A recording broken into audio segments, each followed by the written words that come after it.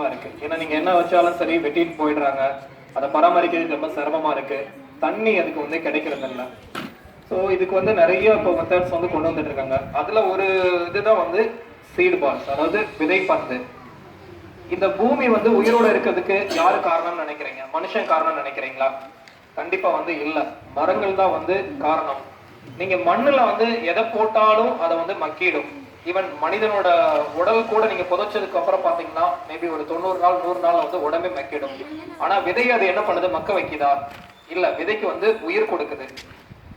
So இந்த விதை, நம்ம போடுற விதை வந்து சீட் பால்ஸ் வந்துட்டு ஒரு நம்மளால அதால முடிஞ்ச அளவுக்கு வந்து அதுக்கு வந்து உயிர் கொடுத்து ஒரு மரமா கொடுத்துட்டு அந்த மரத்துல இருந்து நமக்கு நிறைய விஷயங்கள் வந்து அது கிடைக்குது.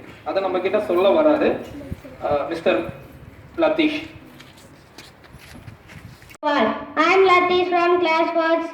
I am going to say about seed ball. A seed ball is a seed that has wrapped in soil material, usually a mixture of clay and compost, and then the dried seed balls are sustainable way to cultivate plants.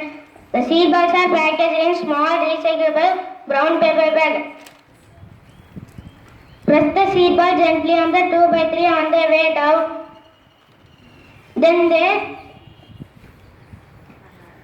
for added fun, throw them along the road using a slinger. Thank you for giving chance.